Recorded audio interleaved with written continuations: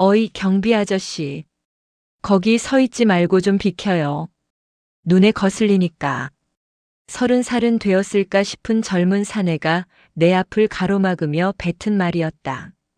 최고급 외제차 키를 손가락에 끼워 빙빙 돌리며 그는 나를 마치 길가에 굴러다니는 돌덩이만도 못한 눈빛으로 쳐다보았다.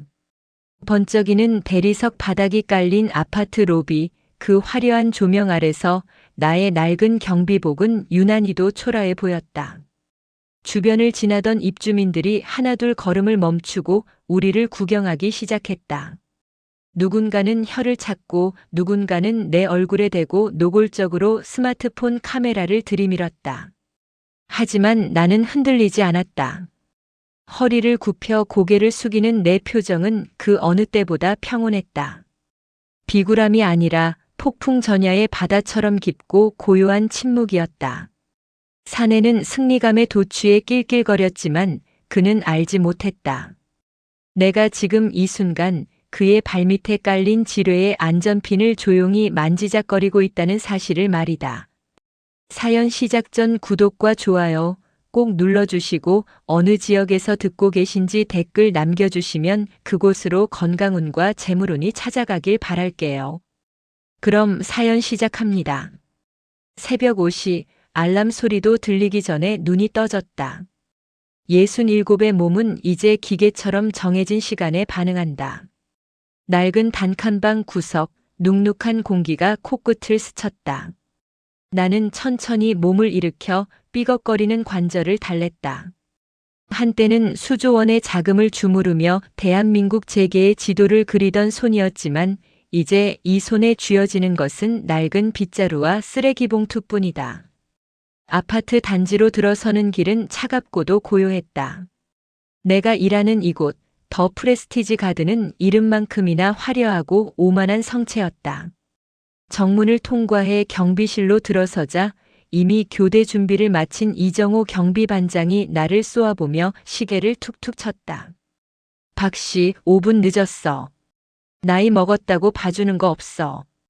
여긴 군대보다 더 엄격한 곳이야, 알겠어?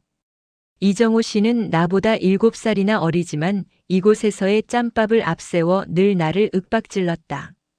그는 내가 과거에 무엇을 했는지, 어떤 삶을 살았는지 전혀 알지 못한다. 그저 일자리 구하기 힘든 나이에 운 좋게 들어온 무능한 노인네로 여기고 있을 뿐이다. 나는 말없이 고개를 숙였다. 죄송합니다, 반장님. 다음부턴 더 일찍 서두르겠습니다. 내 입에서 나가는 말은 늘 정해져 있었다.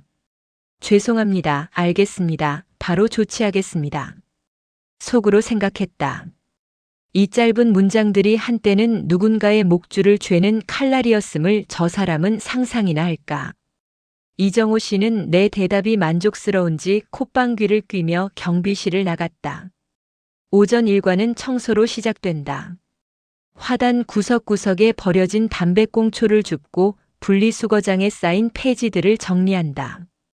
박스 테이프를 뜯어내고 차곡차곡 쌓아 올리는 작업은 생각보다 고되다. 허리를 숙일 때마다 척추를 타고 찌릿한 통증이 올라왔다. 그때 30대 후반으로 보이는 젊은 경비원 하나가 나를 지나치며 동료와 속닥거리는 소리가 들렸다. 야, 저 영감님 봐라. 저 나이에 허리 끊어지게 일해서 얼마나 번다고 저러고 사냐? 난 저렇게 늙기 싫다 진짜. 그들의 웃음소리가 뒤통수에 꽂혔다. 마음속으로 씁쓸한 미소가 지어졌다. 사람들은 눈에 보이는 것만으로 타인의 삶을 재단하곤 한다. 내가 지금 이 옷을 입고 이 냄새 나는 쓰레기 더미 속에 있는 것이 그들에게는 그저 실패한 노후의 전형처럼 보이겠지. 하지만 나는 개의치 않았다. 지금의 이 비루함은 내가 선택한 은신처이자 마지막 반격을 위한 완벽한 위장이었으니까. 오후가 되자 입주민들의 등살이 더 심해졌다. 103동의 한 아주머니는 음식물 쓰레기통 주변에 초파리가 꼬인다며 나를 불러내어 20분 넘게 설교를 늘어놓았다. 그녀의 비싼 명품 가방에서 풍기는 향수 냄새와 음식물 쓰레기의 악취가 뒤섞여 속이 메스꺼웠다. 나는 연신 허리를 숙이며 미안한 기색을 지어 보였다. 정말 죄송합니다. 제가 더 자주 살피고 약을 치도록 하겠습니다. 아니, 경비비는 꼬박꼬박 받아가면서 일을 이따위로 하면 어떡해요? 우리 남편이 입주자 대표회의 간부인 거 알죠? 한 번만 더 눈에 띄면 바로 아웃이에요. 그녀가 획 돌아서며 내뱉은 말은 화살처럼 가슴에 박혔다. 속으로 생각했다. 이 여자의 남편이라는 작자가 아마 예전에 내 발끝에도 못 미치던 하청업체 사장이었을지도 모르지. 세상 참 우습게 돌아간다. 점심시간 경비실 구석에서 컵라면 하나를 뜯었다. 식은 밥 한 덩이를 국물에 말아 넣으며 나는 낡은 창밖을 보았다. 아이들이 뛰어놀고 화려한 차들이 오가는 풍경. 그 풍경 속에서 나는 철저히 소외된 존재였다. 문득 10년 전 내가 이끌던 전략기획실의 회의실 풍경이 떠올랐다.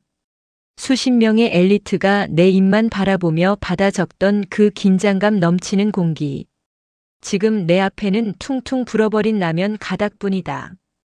혹시 내가 너무 오래 참고 있는 건 아닐까? 아니야, 설마 그놈들이 나를 잊었을 리 없지. 윤 회장, 그 인간은 지금도 내가 죽었는지 살았는지 혈안이 되어 찾고 있을 거다. 나는 젓가락을 내려놓고 주머니 속에서 낡은 손수건 하나를 꺼냈다. 손수건 귀퉁이에는 아주 작은 글씨로 MS라는 이니셜이 새겨져 있었다. 내 이름 박만수의 약자이자 과거 내가 지배하던 세계의 은밀한 상징이었다. 나는 그 이니셜을 엄지손가락으로 천천히 문질렀다. 가칠가칠한 감촉이 잊고 있던 투지를 일깨웠다. 퇴근 시간이 다가올 무렵 경비실 인터폰이 요란하게 울렸다.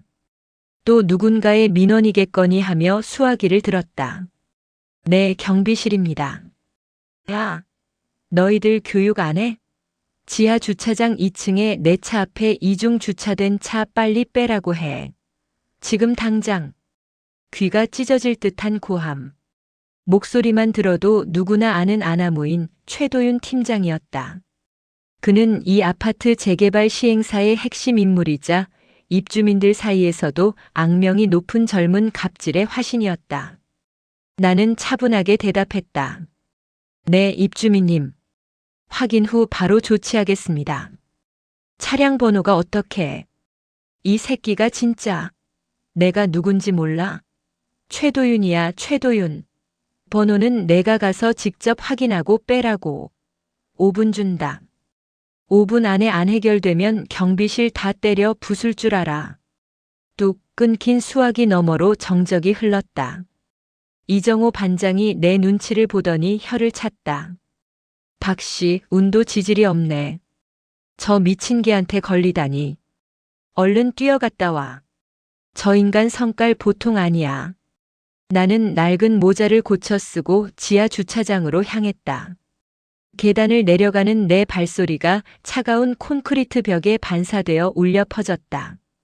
마음속으로 중얼거렸다. 최도윤, 내가 오늘 나의 평온을 깼구나. 내가 걷어찬 건 늙은 경비원의 자존심이 아니라 잠자고 있던 괴물의 꼴이라는 걸 곧 깨닫게 해주마. 주차장에 도착하자 번쩍이는 스포츠카 한 대가 통로를 가로막고 서 있었다. 그 앞에는 최도윤이 팔짱을 낀 채 시계를 들여다보고 있었다. 내가 다가가자 그는 대뜸 내 어깨를 밀쳤다. 어이, 늙은이. 4분 지났어. 너 고막에 이상 있냐? 아니면 뇌가 굳었어?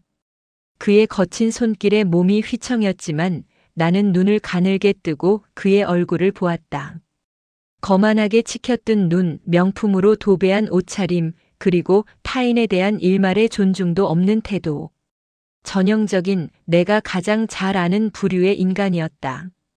죄송합니다. 차주분께 연락해 보았으나 연결이 되지 않아 직접 내려왔습니다. 그걸 나보고 어쩌라고. 내가 밀어서 치우든가 입으로 불어서 옮기든가 했어야지. 너 같은 노인네들 세금 축내면서 여기 앉아있는 꼴 보면 구역질이나. 그는 내 가슴팍에 명찰을 손가락으로 툭툭 쳤다. 박. 수. 이름도 촌스럽네. 야, 박만수. 너 오늘부로 끝이야. 내일 경비업체 사장한테 전화해서 내 목 날리라고 할 테니까 짐 싸둬. 그는 침을 뱉듯 말을 내뱉고는 자신의 차에 올라탔다. 엔진이 굉음을 내며 지하 주차장을 울렸다. 연기처럼 흩어지는 배기가스 속에서 나는 가만히 서 있었다. 모멸감보다는 차가운 이성이 머릿속을 스쳤다. 속으로 생각했다. 그래, 최도윤. 너는 이제 내 리스트의 첫 번째 줄에 이름을 올렸다. 내가 그렇게 자랑스러워하는 그 시행사, 그리고 내 뒤를 봐주는 윤 회장까지. 내가 전부 어떻게 무너지는지 똑똑히 지켜보게 해주지. 나는 주머니에서 휴대폰을 꺼냈다. 최신 스마트폰은 아니지만 암호화된 특수 앱 하나가 깔려있는 구형 모델이었다. 나는 익숙한 번호로 메시지를 보냈다. 시작해라. 타겟은 최도윤. 짧은 답장이 왔다. 알겠습니다, 실장님. 기다리고 있었습니다. 나는 다시 평범한 경비원의 모습으로 돌아와 빗자루를 들었다. 하지만 내 눈빛은 더 이상 흐리멍덩한 노인의 것이 아니었다. 사냥감을 포착한 늙은 사자의 그것처럼 날카롭고도 매섭게 빛나고 있었다. 다음 날 아침 아파트 분위기가 묘하게 달라져 있었다. 평소 같으면 무심하게 지나쳤을 입주민들이 나를 보며 수군거렸다. 어떤 이들은 대놓고 손가락질하며 비웃었고 아이들은 엄마 뒤로 숨으며 나를 괴물 보듯 했다. 경비실에 들어서자 이정호 반장이 스마트폰 화면을 내 코앞에 들이밀었다. 박 씨, 이거 당신 맞지? 어쩌다가 이런 데 찍힌 거야? 화면 속에는 어제 지하 주차장에서 최도윤에게 수모를 당하던 내 모습이 담겨 있었다. 그런데 영상의 제목이 가관이었다. 갑질 경비원 참교육. 어르신 대접받으려다 참변. 영상 속에 나는 최도윤에게 대드는 무례한 노인으로 편집되어 있었고 최도윤은 정당하게 항의하는 입주민처럼 묘사되어 있었다. 이거 강세진이라는 여자가 올린 거야. 203동 사는 SNS 중독자 있잖아. 팔로워가 수십만이라더니 벌써 조회수가 장난 아니야. 당신 때문에 우리 관리사무소 전화기 불나게 생겼어. 이 반장의 말대로 영상 아래에는 나를 비난하는 댓글들이 폭포수처럼 쏟아지고 있었다. 요즘 틀딱들은 왜 저러냐, 경비면 경비답게 굴지, 저런 노인은 당장 잘라야 한다 같은 입에 담기 힘든 말들이 가득했다. 마음속으로 생각했다. 강세진. 교묘하게 편집했군. 내가 최도윤의 어깨를 밀친 것처럼 보이게 각도를 조절했어. 이 아이는 자신의 영향력을 과시하기 위해 타인의 삶을 짓밟는 것에 아무런 가책이 없구나. 그때 경비실 문이 쾅 열리며 강세진이 나타났다. 그녀는 한 손에 셀카봉을 들고 실시간 방송을 하고 있었다. 여러분, 보이죠? 저기 있는 저 할아버지가 바로 그 주인공이에요. 어머, 반성하는 기미도 전혀 없으시네. 할아버지, 어제 왜 그러셨어요? 요즘 세상이 어떤 세상인데 입주민한테 손을 대요? 그녀는 내 얼굴 앞에 카메라를 바짝 들이댔다. 렌즈 너머로 수천 명의 시선이 나를 난도질하는 게 느껴졌다. 나는 침착하게 고개를 숙였다. 오해가 있으신 것 같습니다. 저는 손을 댄 적이 없습니다. 어머, 거짓말까지. 여러분 들으셨죠? 이래서 제가 증거 영상이 중요하다고 하는 거예요. 할아버지, 사과하세요. 지금 이 방송 보고 계신 분들한테도, 그리고 최 팀장님한테도요. 그녀의 목소리는 흥분으로 가늘게 떨리고 있었다. 조회수가 올라가는 것을 보며 쾌감을 느끼는 모양이었다. 속으로 생각했다. 이 아이는 자신이 지금 어떤 불을 만지고 있는지 모른다. 타인의 인격을 도구로 쓰는 대가가 얼마나 처참한지 조만간 뼈저리게 느끼게 될 것이다. 나는 아무 말 없이 경비실을 나와 순찰을 시작했다. 등 뒤로 강세진의 비아냥거리는 소리가 들렸지만 무시했다. 단지를 걷는 내내 사람들의 시선이 따가웠다.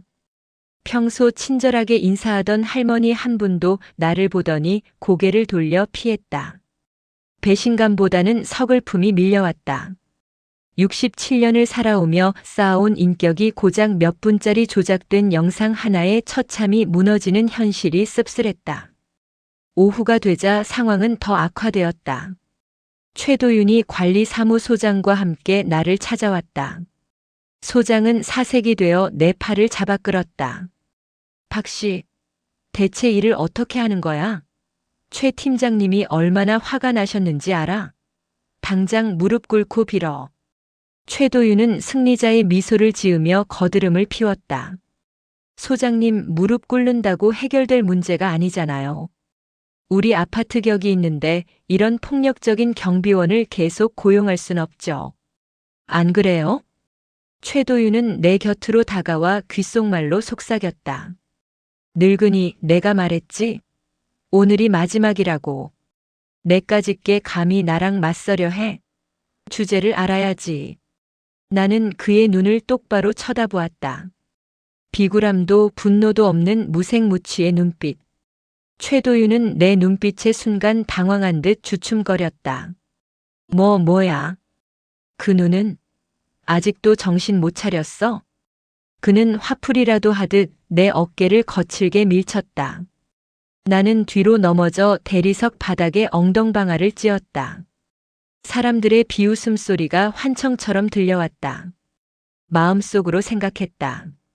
그래, 여기까지가 내가 누릴 수 있는 마지막 영광이다. 최도윤, 내가 쏟아낸 그 오만함의 무게만큼 정확하게 되돌려주마. 그날 밤 나는 평소보다 늦게 퇴근했다.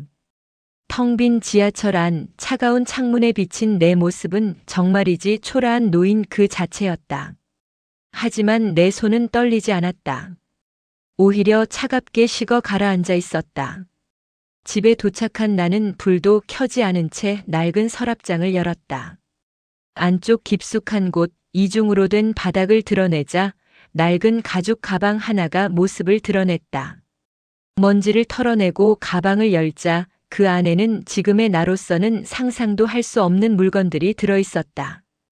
수십 권의 비밀 장부, 해외 유령 계좌 리스트, 그리고 대한민국 고위층들의 치부가 담긴 USB들.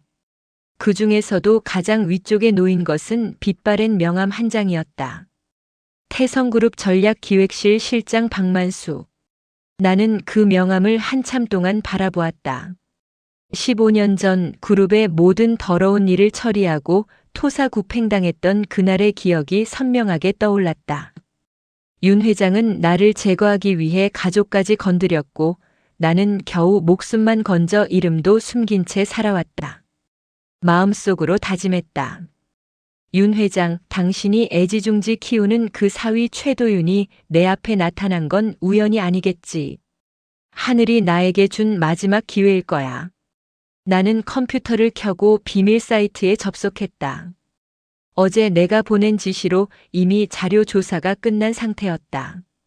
화면에는 최도윤의 비리와 강세진의 추문들이 가득 차 있었다. 최도윤 재개발 사업권 수주를 위해 공무원 뇌물 공여 및 분양가 조작. 현재 윤 회장의 비자금 세탁 통로로 활용 중. 강세진 과거 허위 사실 유포로 인한 명예훼손 전과 이범. 현재 운영 중인 채널 수익 대부분이 탈세로 의심됨. 아니야, 아직은 부족해. 확실하게 숨통을 끊어놓으려면 윤 회장 본체가 움직이게 만들어야 한다. 나는 최도윤의 최근 행적을 추적했다. 그는 다음 주에 있을 대규모 재개발 단지 기공식을 준비 중이었다. 그곳에는 윤 회장도 참석할 예정이었다. 나는 그날을 거사일로 잡았다. 다음 날 출근길 나는 평소와 다름없이 경비복을 입었다. 하지만 속에는 낡은 와이셔츠 대신 오래전 맞춤 양복점에서 맞췄던 최고급 실크 네일을 입었다. 피부에 닿는 매끄러운 감촉이 나를 각성시켰다. 경비실에 도착하자 이정호 반장이 나를 보며 혀를 찼다. 박 씨, 오늘 소장이 해고 통지서 준비한대. 아무래도 오전만 하고 나가야 할 것 같아. 쯧쯧, 그러니까 왜 젊은 사람한테 대들고 그래? 괜찮습니다, 반장님. 저도 오늘까지만 할 생각이었으니까요. 내 대답에 이 반장이 눈을 둥그렇게 떴다. 뭐? 제정신이야? 이 나이에 이만한 자리 구하기가 얼마나 힘든데. 나는 대답 대신 미소를 지었다. 속으로 생각했다. 이정호 씨, 당신은 평생 알지 못할 거요. 내가 오늘 입고 있는 이 옷보다 내가 곧 휘두를 권력의 무게가 얼마나 더 무거운지를.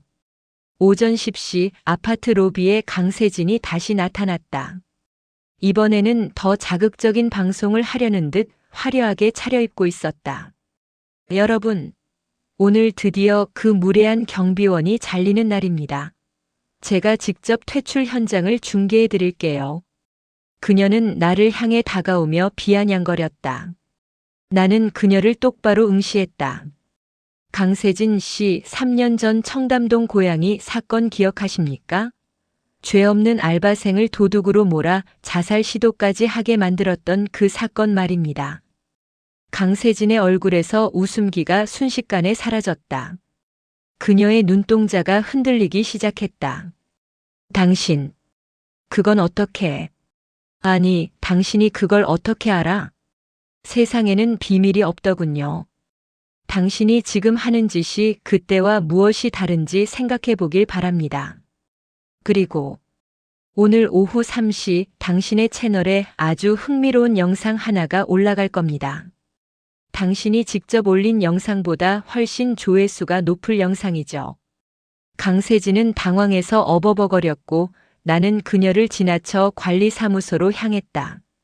그곳에는 최도윤이 거만하게 앉아 해고 서류에 사인을 하고 있었다. 오, 박만수 씨. 제때 왔네. 여기 사인하고 짐 싸서 꺼져. 나는 서류를 훑어본 뒤 최도윤을 보며 입을 열었다. 최도윤 팀장님. 프로젝트 블루라는 이름 낯설지 않으시죠? 최도윤이 들고 있던 펜을 떨어뜨렸다. 그의 얼굴이 순식간에 흑빛으로 변했다. 너 그 이름을 어떻게 해? 윤 회장님께 안부 전해 주십시오. 박만수가 살아있다고. 그리고 조만간 직접 찾아뵙겠다고 말입니다. 나는 해고 서류를 찢어 그의 얼굴에 던졌다. 최도윤은 얼어붙은 듯 아무 말도 하지 못했다. 나는 뒤도 돌아보지 않고 관리사무소를 나왔다. 로비에는 여전히 사람들이 나를 구경하며 수군거리고 있었다. 하지만 나는 당당하게 고개를 들고 걸었다. 마음속으로 중얼거렸다. 이제 무대는 마련됐다. 나를 짓밟았던 자들이 자신들이 만든 지옥에서 어떻게 울부짖게 될지 이제부터 시작이다. 경비실 입구에서 이정호 반장이 멍하니 나를 쳐다보고 있었다. 나는 그에게 가볍게 목례를 하고 아파트 정문을 나섰다. 등 뒤로 거대한 성체 같은 아파트가 보였다. 이제 저곳은 더 이상 나의 일터가 아니라 내가 무너뜨려야 할 적진이 될 것이다. 경비복을 벗어 던지고 돌아온 나의 단칸방은 평소보다 더 비좁고 서늘하게 느껴졌다. 방 안에는 낡은 선풍기 돌아가는 소리와 나의 거친 숨소리만이 가득했다. 나는 방 한 구석, 누구의 눈에도 띄지 않게 장판 밑에 숨겨두었던 작은 철제 상자를 꺼냈다. 손끝에 닿는 차가운 금속의 감촉이 십수년 전 내가 전쟁터 같은 기업의 최전선에서 휘두르던 권력의 무게를 상기시켰다. 상자를 열자 빛바랜 서류 몇 장과 낡은 열쇠, 그리고 단 한 줄의 직함만 적힌 명함이 모습을 드러냈다. 태성그룹 전략기획실 실장 박만수. 그 이름을 손가락으로 가만히 쓸어보았다. 속으로 생각했다. 이 종이 한 장에 수많은 이들의 생사여 탈권이 달려있던 시절이 있었지. 사람들은 나를 윤 회장의 그림자이자 사냥개라 불렀다. 하지만 사냥개가 너무 많은 비밀을 알게 되었을 때 주인은 사냥개의 목줄을 조이는 법이다. 나는 낡은 열쇠를 들고 벽장에 숨겨진 작은 비밀 금고를 열었다. 그 안에는 지난 15년 동안 내가 숨죽이며 모아온 보험들이 들어있었다. 윤 회장이 비자금을 어떻게 세탁했는지, 최도윤의 장인이자 윤 회장의 오른팔이었던 인물이 어떤 식으로 정관계 로비를 벌였는지 기록된 장부들이다. 나는 그 장부들을 하나하나 넘겨보며 최도윤이 속한 재개발 시행사의 자금 흐름을 대조해 보았다. 역시 나였다. 꼬리는 길면 밟히는 법이고 썩은 나무는 속부터 문드러지기 마련이다. 마음속으로 중얼거렸다. 최도윤, 내가 그토록 자랑하던 그 화려한 배경이 사실은 얼마나 모래성 같은 것인지 이제 곧 알게 될 거다. 너는 나를 늙고 무능한 노인이라 생각했겠지만 나는 내가 태어나기도 전부터 사람의 욕망을 설계하고 무너뜨리는 법을 익힌 사람이다. 나는 책상 위에 놓인 구형 노트북을 폈다. 화면에서 나오는 푸르스름한 빛이 내 주름진 얼굴을 비췄다. 나는 익숙한 솜씨로 암호화된 메신저에 접속했다. 예전에 내 밑에서 정보를 취급하던 이제는 업계의 거물이 된 옛 부하 직원에게 메시지를 보냈다. 박 실장입니다. 때가 됐습니다. 블루 프로젝트의 마지막 페이지를 펼칠 시간입니다. 잠시 후 답장이 도착했다. 실장님 살아계셨군요. 기다리고 있었습니다. 자료는 이미 모두 준비되어 있습니다. 명령만 내려주십시오. 나는 창밖의 어두운 밤하늘을 보며 깊은 한숨을 내쉬었다. 속으로 생각했다. 15년이다.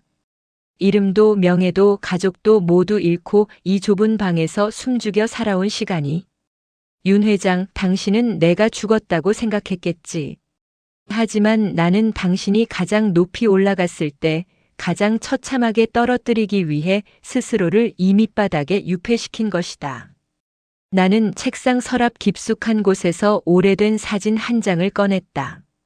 지금은 연락조차 닿지 않는 딸아이의 돌잔치 사진이었다.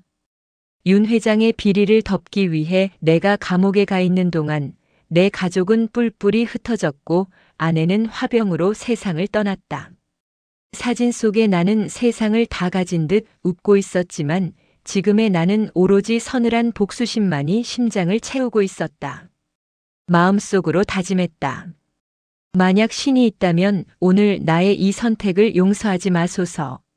나는 이제 인간 박만수가 아니라 저들이 만든 괴물로서 그들을 마주하러 간다. 나는 다시 명함을 집어들었다. 전략기획실 박만수. 이 이름이 다시 세상 밖으로 나가는 순간 대한민국 재계는 뒤집어질 것이다. 나는 조용히 은졸였다. 이제 쓸 때가 됐군. 그날 밤 나는 한숨도 자지 못했다. 과거의 기억들이 파도처럼 밀려와 나를 괴롭혔다. 하지만 그 괴로움조차 이제는 동력이 되었다. 새벽 공기가 방 안으로 스며들 때쯤 나는 모든 준비를 마쳤다. 서류 봉투 3개. 하나는 검찰로, 하나는 국세청으로, 그리고 마지막 하나는 윤 회장의 집무실로 향할 것이었다. 혹시 내가 틀린 건 아닐까? 아니, 설마 그들이 반성이라도 할 거라고 기대하는 건가? 아니야, 저들은 절대 변하지 않아. 힘이 정의라고 믿는 자들에게는 더 큰 힘으로 짓눌러주는 것이 유일한 대화법이다. 나는 거울 앞에 섰다. 낡은 경비복 대신 옷장 깊숙이 보관해 두었던 유일한 정장을 꺼내 입었다. 비록 유행은 지났지만 어깨선은 여전히 꼿꼿했다. 거울 속의 노인은 더 이상 고개 숙이던 경비원이 아니었다. 먹잇감을 노리는 늙은 호랑이의 눈빛이 그곳에 있었다. 나는 방을 나서며 마지막으로 경비실 쪽을 향해 시선을 던졌다. 속으로 생각했다. 이정호 반장님, 당신이 무시하던 그 노인네가 어떤 판을 짜는지 내일부터 똑똑히 보게 될 겁니다. 아파트의 평화는 내가 지키는 게 아니라 저들의 몰락으로 시작될 테니까요.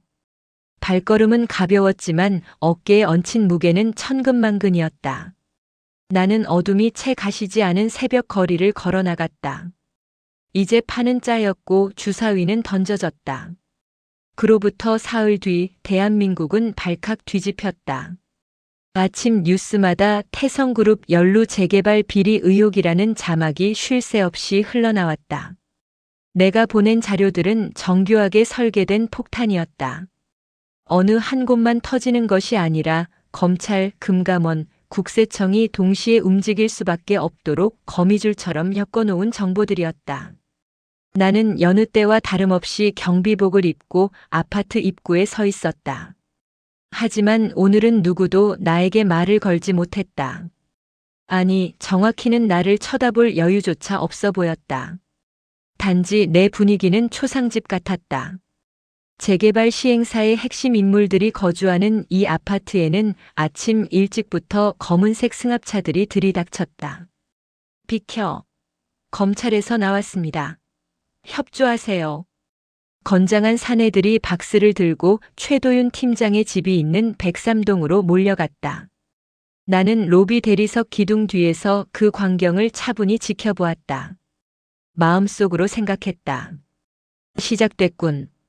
최도윤, 내가 그렇게 큰 소리 치던 그 권력이 얼마나 허망한 것인지 이제 느끼고 있나? 내 발밑의 땅이 무너져 내리는 소리가 들리느냐 말이다. 잠시 후 수갑을 찬 채 끌려 나오는 최도윤의 모습이 보였다.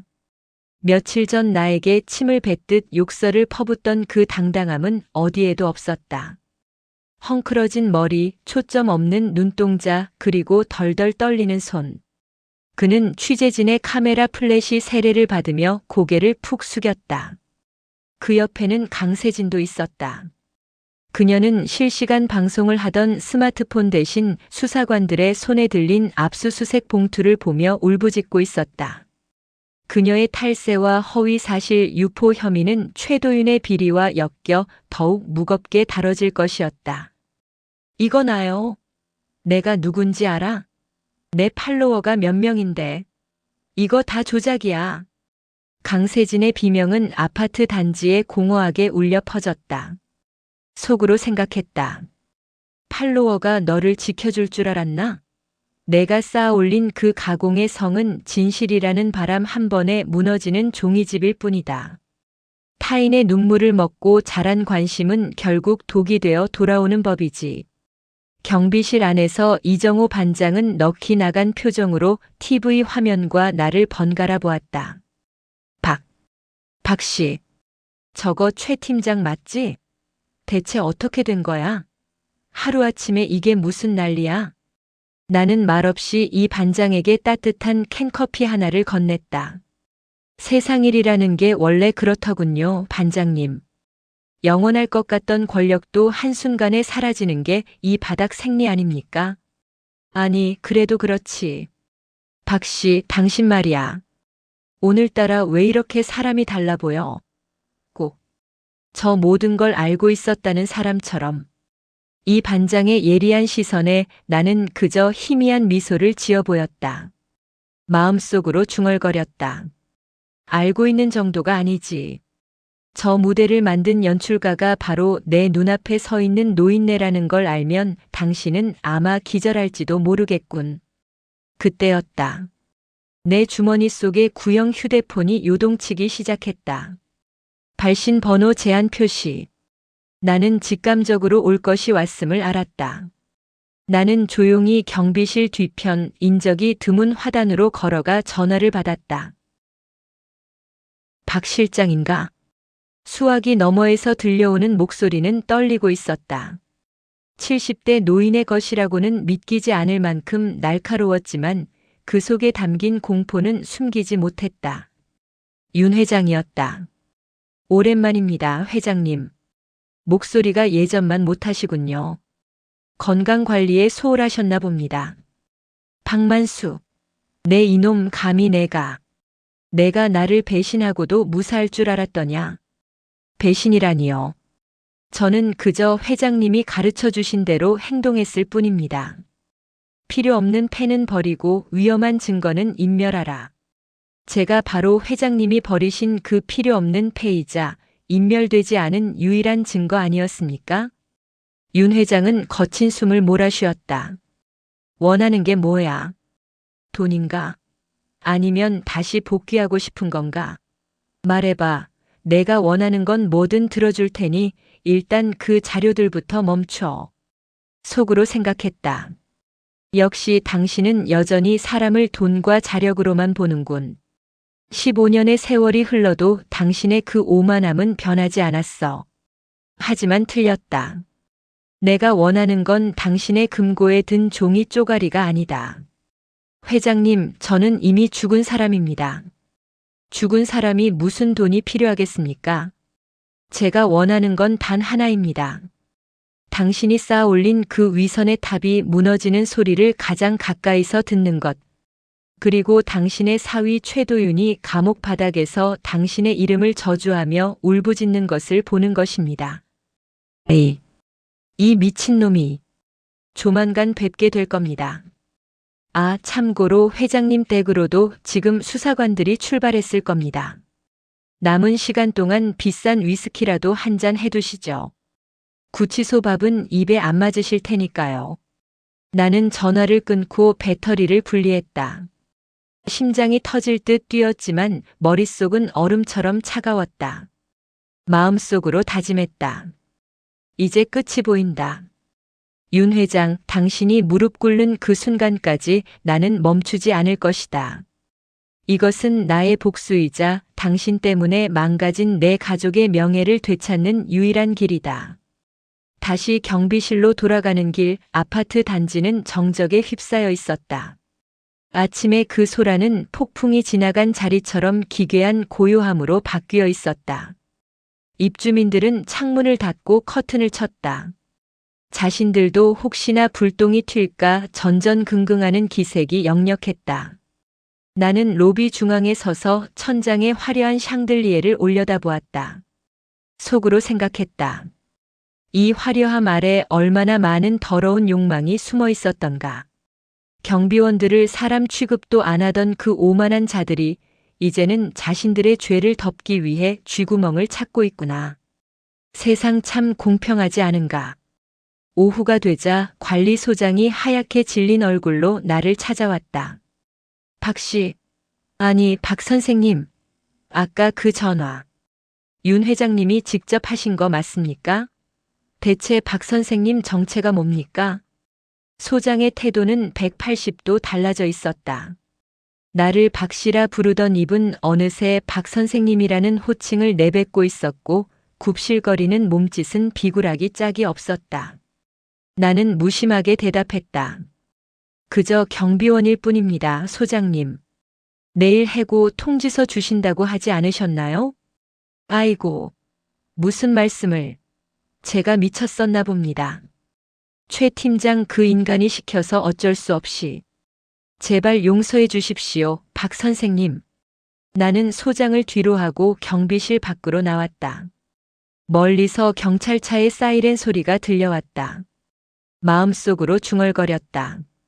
사과는 힘이 있을 때 하는 게 아니라고 했지. 당신들의 그 비겁한 사과는 필요 없다. 내가 보고 싶은 건 사과가 아니라 당신들이 저지른 죄에 대한 처절한 대가일 뿐이다. 이제 마지막 한 걸음이 남았다. 윤 회장이 직접 나를 찾아오게 만드는 것. 그가 자신의 모든 것을 내려놓고 내 발밑에 엎드리는 그 순간 나의 이 긴 경비원 생활도 끝이 날 것이다. 나는 낡은 빗자루를 다시 잡았다. 바닥에 먼지를 쓸어내는 내 손길은 그 어느 때보다 단호하고 정교했다. 아파트 정문으로 검은색 세단 3대가 미끄러지듯 들어왔다. 번쩍이는 차체는 먼지 하나 없이 매끄러웠고 그 위험에 눌린 듯 지나가던 입주민들이 걸음을 멈추고 수군거렸다. 차 문이 열리고 정장을 입은 사내들이 내리더니 뒷좌석의 문을 정중히 열었다. 그곳에서 내린 이는 다름 아닌 태성그룹의 수장 윤 회장이었다. 며칠 전 전화기 너머로 비명을 지르던 그 노인이 이제는 사색이 된 얼굴로 경비실을 향해 걸어오고 있었다. 나는 경비실 밖으로 천천히 걸어나갔다. 낡은 경비복 소매에 묻은 먼지를 손으로 툭툭 털어내며 나는 나를 향해 다가오는 거대한 권력의 본체를 정면으로 응시했다. 속으로 생각했다. 드디어 호랑이가 제 발로 굴 속에 들어왔구나. 15년 전 나를 사지로 몰아넣고 승전가를 부르던 저 오만한 얼굴이 공포로 일그러진 것을 보니 가슴 깊은 곳에서 차가운 희열이 올라온다. 윤 회장은 내 앞에 서자마자 주위를 의식한 듯 헛기침을 했다. 이미 아파트 로비와 광장에는 구경꾼들이 가득했다. 나를 괴롭히던 부녀 회장, 나를 무시하던 젊은 입주민들, 그리고 이정호 반장까지 모두가 숨을 죽인 채 이 기이한 광경을 지켜보고 있었다. 대한민국 재계의 거물이 고작 아파트 경비원 앞에 서 있는 이 비현실적인 장면 말이다. 박 실장. 아니, 박만수 씨. 여기서 이렇게 지내고 있었나? 윤 회장의 목소리는 가늘게 떨리고 있었다. 나는 대답 대신 가만히 그를 쳐다보았다. 침묵이 길어질수록 그의 초조함은 극에 달했다. 내 사위 도윤이가 큰 실수를 했더군. 젊은 놈이 철이 없어서. 내가 대신 사과하겠네. 자, 여기 일단 앉아서 이야기하세. 그가 내민 손을 나는 무심하게 지나쳤다. 그리고는 경비실 앞에 놓인 낡은 플라스틱 의자를 가리켰다. 앉으실 곳은 여기뿐입니다, 회장님. 대리석 바닥이 차가우니 조심하시지요. 윤 회장의 얼굴이 순식간에 붉어졌다. 평생 타인의 머리 위에서 군림하던 그에게 이런 대접은 모욕이었을 것이다. 하지만 그는 화를 낼 처지가 아니었다. 그는 주저하다가 결국 그 초라한 의자에 엉덩이를 걸쳤다. 주변에서 지켜보던 사람들의 입에서 낮은 탄성이 터져나왔다. 마음속으로 생각했다. 당신이 앉아있는 그 자리가 바로 내가 지난 1년 동안 당신의 사위와 입주민들에게 온갖 수모를 당하며 지켰던 자리다. 그 낡은 의자의 감촉이 당신의 비단 정장과 어울리지 않나? 아니, 오히려 지금의 당신에게 가장 잘 어울리는 왕좌일지도 모르지. 윤 회장은 주변의 시선을 의식하며 몸을 낮추고 속삭였다. 박 실장, 제발 멈추게. 검찰에 보낸 그 자료들. 자네가 마음만 먹으면 회수할 수 있는 거 아닌가? 도윤이는 이미 구속 수사 중이고 우리 그룹 전체가 흔들리고 있어. 자네가 원하는 게 복수라면 이미 충분히 하지 않았나? 충분하다니요, 회장님. 제 아내가 병원비가 없어 세상을 떠날 때 제 딸아이가 아버지를 범죄자라 부르며 집을 나갈 때 회장님은 어디 계셨습니까? 당신의 뒤를 닦아주느라 감옥에서 보낸 내 청춘은 무엇으로 보상받아야 합니까? 내 목소리는 낮았지만 단호했다. 윤 회장은 입술을 파르르 떨었다. 돈을 주겠네. 자네가 평생 쓰고도 남을 만큼, 아니, 자네 딸아이의 앞날까지 책임지겠네. 제발 그 USB의 마지막 비밀번호만 알려주게. 그 안에 리스트가 공개되면 난 정말 끝이야. 그의 비굴한 간청이 이어지자 구경하던 입주민들 사이에서 웅성거림이 커졌다. 저 할아버지가 대체 누구길래 회장이 저래? 세상에 경비원이 아니라 무슨 대단한 사람이었나 봐.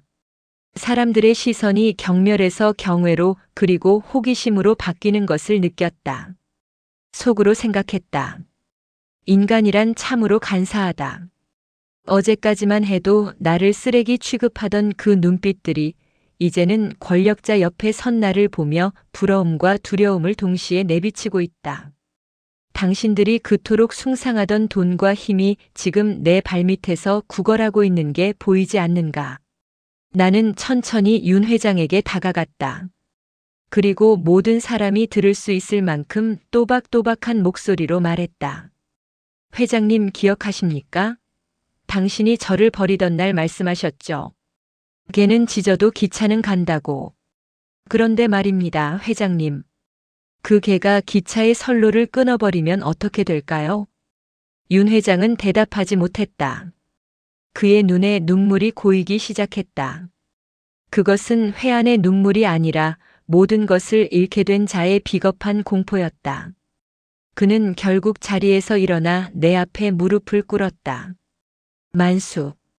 박 실장. 제발 살려주게. 내가 잘못했네. 이렇게 빌겠네. 로비는 정적에 휩싸였다. 대한민국을 호령하던 윤 회장이 낡은 경비복을 입은 노인 앞에 무릎을 꿇고 머리를 조아리는 장면. 입주민들은 이 충격적인 광경을 놓칠세라 연신 셔터를 눌러댔다. 마음속으로 중얼거렸다. 아내여, 보고 있나? 당신을 외롭게 보냈던 그 원흉이 지금 내 발치에서 울고 있다. 하지만 내 마음은 왜 이렇게 차갑기만 한지 모르겠어. 이 통쾌함 끝에 남은 건 결국 무너진 세월의 허무함 뿐인가. 나는 무릎 꿇은 윤 회장을 차갑게 내려다보며 말했다. 사과는 힘이 있을 때 하는 게 아니라고 했습니다. 지금 당신의 사과는 그저 살기 위한 발버둥일 뿐이죠. 법대로 하십시오. 제가 15년 전 그랬던 것처럼 당신도 당신이 지은 죄의 무게를 온몸으로 견뎌내야 할 겁니다. 나는 글을 남겨둔 채 경비실로 들어와 문을 잠갔다. 윤 회장의 비서들이 달려와 그를 부축했지만 그는 한참 동안 일어서지 못했다. 경비실 창문을 통해 밖을 보니 나를 조롱하던 강세진의 모습도 보였다. 그녀는 이제 카메라를 들지도 못한 채 구석에서 벌벌 떨고 있었다. 속으로 생각했다. 이제 무대는 끝났다. 주인공은 퇴장할 시간이고 남은 자들은 자신들이 저지른 업보를 치워야겠지. 최도윤, 강세진, 그리고 윤 회장.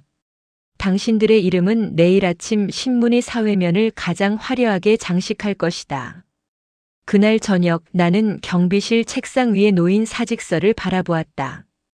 1년 남짓한 시간 동안 이 좁은 공간에서 보고 느꼈던 수많은 인간의 군상들. 갑질과 멸시 속에서도 꿋꿋이 버텼던 건 바로 오늘 이 순간을 위해서였다.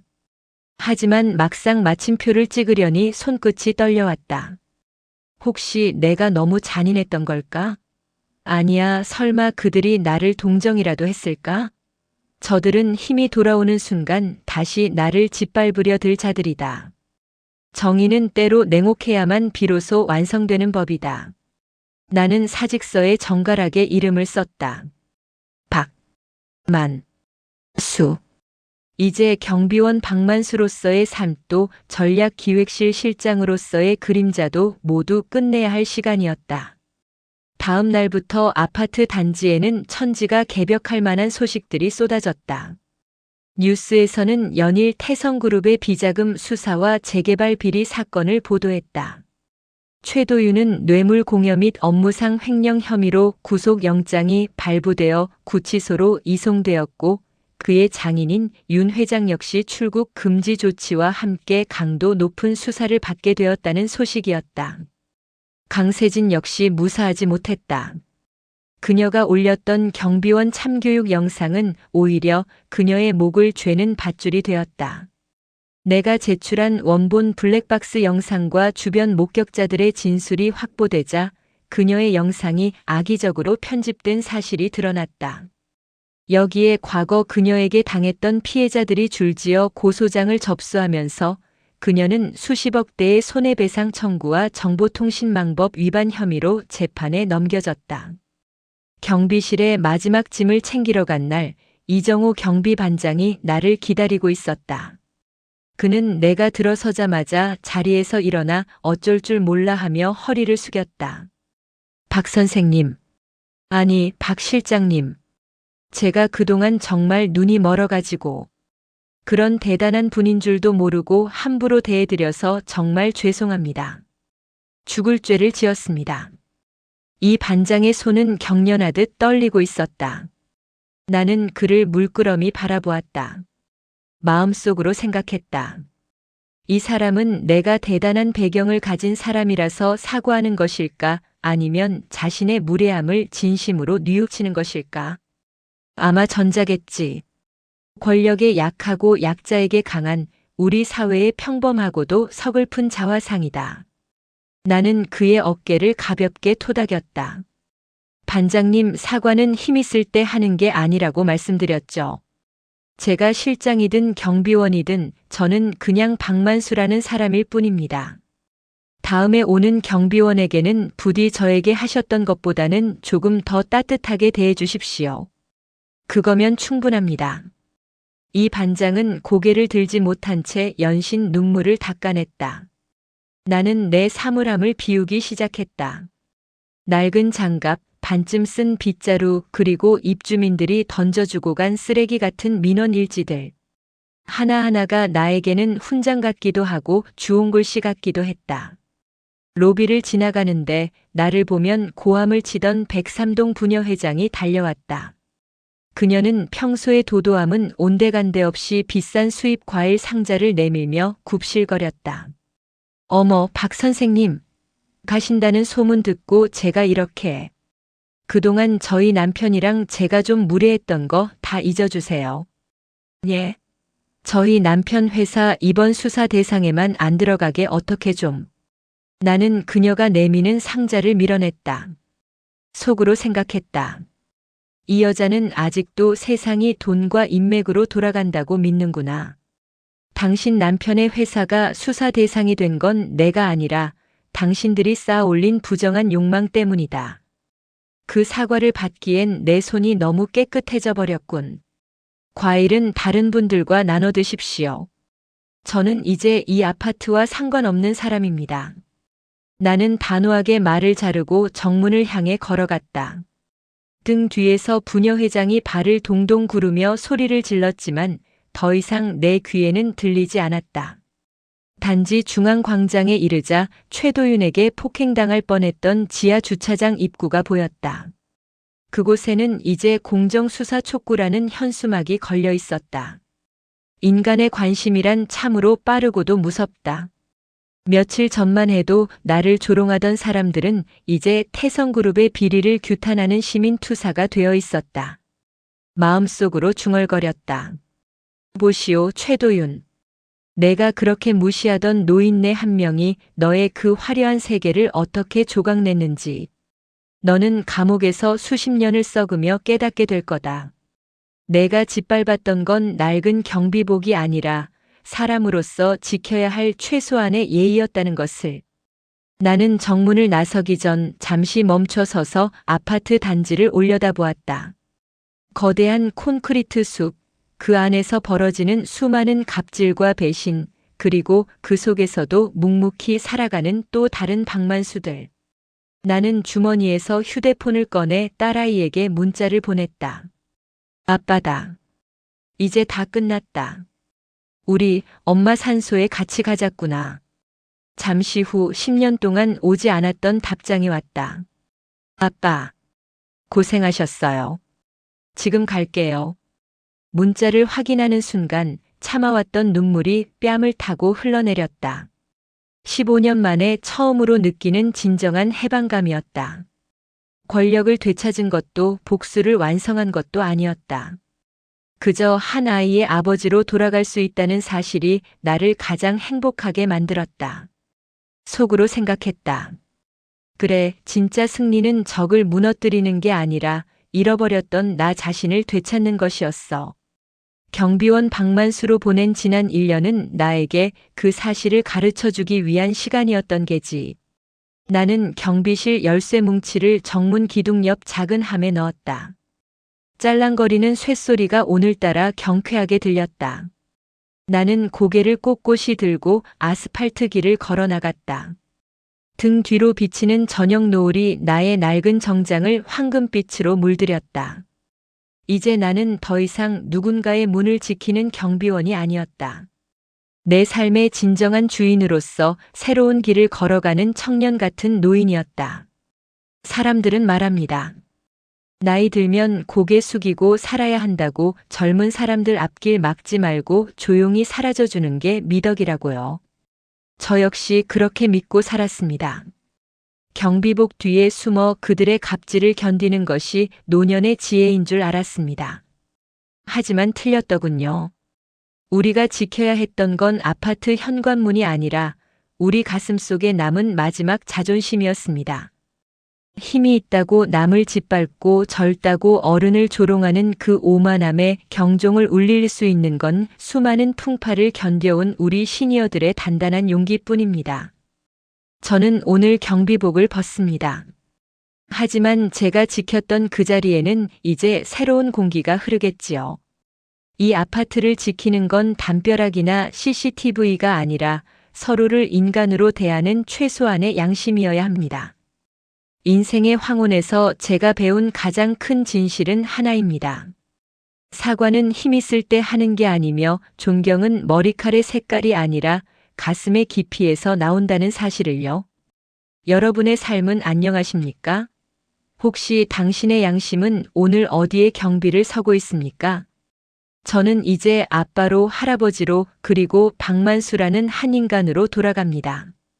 제 법정은 끝났지만 여러분의 인생이라는 드라마는 계속되겠지요. 부디 부끄럽지 않은 주인공이 되시길 바랍니다.